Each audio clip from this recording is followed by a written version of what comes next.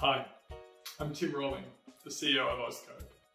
We're Australia's provider of research tools, data, services and analytics to the geoscience community. Our collaborative work helps shed light on Earth's evolution through deep and human time and plan for a more sustainable future on this planet. Today, I'm excited to share highlights from 2021 with you. I do this from the lands of the Boonwurrung people of the Kulin Nation, and I pay my respects to their elders past, present and emerging. This year marked the beginning of our 10-year strategy journey, where we've taken the first steps to deliver on 7 new organisational goals. Let's step through them now. AuScope's first goal is to build the downward-looking telescope. This is an integrated and augmented research infrastructure system that helps researchers look into the Earth and address decadal geoscience challenges. While COVID-19 has continued to impact our programs and our CEO's video, we maintained access to world-class research facilities and tools. This year, we launched the AusGeochem platform, which will provide the first national data repository to the Australian geochemistry and geochronology research communities. This platform will meet publisher requirements for fair data delivery and provide a number of analytical, visualization and data processing tools to its users. In concert with this launch, we've also committed to expanding the AuScope Geochemistry Network, providing data science support in a growing number of laboratories outside the core AuScope Earth composition and evolution facilities. Speaking of geochemistry, one of the most significant recent AuScope investments is that of the new COMECA 1300 HR3 large geometry ion microprobe that replaces the 25-year-old shrimp at Curtin University. Excitingly, this instrument was successfully delivered to Curtin University on the 21st of July and will be commissioned in the first half of 2022. We've also added to the Earth imaging capability by acquiring a fleet of large-N nodal seismometers and a Silixa distributed acoustic sensor, or IDAS. This instrument turns optic fibre communication networks into distributed seismometer arrays, and our team is deploying it at the Canberra Deep Space Communication Complex in collaboration with NASA. This year, we also launched the Geophysical Infrastructure for Antarctica, or GRIP project, led by new AuScope partner, UniSA, in partnership with the University of Tasmania. GRIP will significantly augment our geophysical sensing capacity in Antarctica. Finally, we've commenced 8 new pilot projects that cover geophysical instrument calibration, marine heat flow measurement, improved isotopic analysis capability from both sensitive high-resolution ion microprobe and atom trap trace analysis instruments, access to the International Continental Drilling Program, and development of a G-Plates educational app and a new geoscience inference framework. As always, our projects and programs have enabled an incredible body of research in the last year.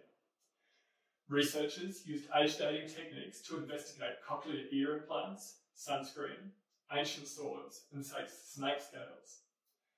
They repurposed geodynamic software code to help model COVID-19 mobility data in Melbourne, and used G-plates to investigate atmospheric carbon drawdown via volcanic arc weathering.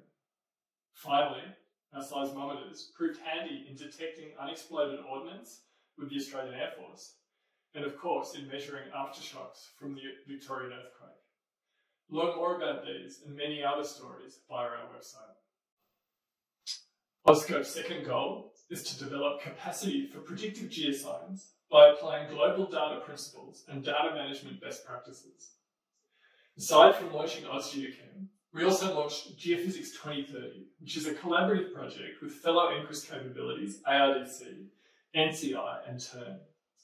This will provide storage capacity for raw time series data collected using AuScope funded equipment, co-located with computational capacity on Guardian. We're also expanding NCI storage and computational capacity for our community, and we'll be storing a whole bunch of drill core data there, including all of the high logger data, as well as the multi-scanner core logger datasets.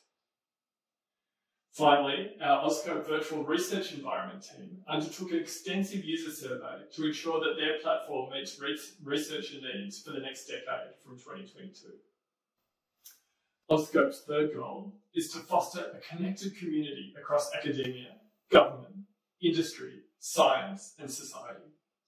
And his fourth goal is to foster a diverse, innovative, and inclusive culture centred on purposeful innovation. In addressing these goals, we initiated regular AuScope all-hands meetings with all 80 team members this year. Also, we held our inaugural biennial AuScope Research Conference, which attracted 150 scientists to experience almost 60 science talks and connect across the community. You can discover these talks together with our community-led mini-documentary on the AuScope website. Finally, we sent a group of early to mid-career researchers to the annual Science Meets Parliament event to help explain why geoscience matters to a sustainable future to a number of MPs. AuScope's fifth goal is to exchange knowledge and enable an inclusive future for both Indigenous and non-Indigenous Australians. In response, we established a collaborative working group with Geoscience Australia and CSIRO that subsequently facilitated an Indigenous-led workshop for the Australian geoscience community to enhance Aboriginal and Torres Strait Islander engagement and participation in Australian geoscience programs. This workshop attracted 70 participants from around Australia who, together with speakers and facilitators, provided positive feedback and a strong desire to continue building momentum in this area. We also collaborated with AIM, the Australian Indigenous Mentoring Initiative, to design and deliver a fun online geoscience quiz and chat for AIM's Indigenous mentees. AuScope's sixth and seventh goals aim for better industry and international collaboration, respectively. To that end, we are now in the process of developing MOUs and collaboration agreements with both Geoscience Australia and the European Plate Observing System that map out future collaboration pathways for our respective organisations. I would also like to congratulate the Earthlight Group at the University of Sydney on launching the Spatio-Temporal Exploration for Resources, or STELLA project, an exciting new collaboration with BHP enabled by AuScope and NCRIS-funded software platforms. AuScope currently has operational funding until June 2023. The Commonwealth, DESI and the NCRIS program are presently undertaking a process, the NRI roadmap, that will identify research infrastructure funding priorities until 2028. This will be critical to AuScope's future funding. AuScope and the broader geoscience community have made numerous submissions to this process over this year, and I thank everyone who has responded to those calls to action. The roadmap is due to be released for comment in November 2021, so we will soon understand the impact of our collective effort. I'll close by saying that 2022 promises to be a critical year for AuScope. We have over $5.5 million that we will be utilising to expand our observational geoscience capacity and to support ageing infrastructure. We're currently undergoing a process to build a business plan for the utilisation of these funds.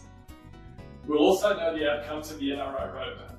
We'll be working with the Commonwealth to develop a plan for future investment across the Earth and Geospatial Sciences as we build the Australian Downward-Looking Telescope.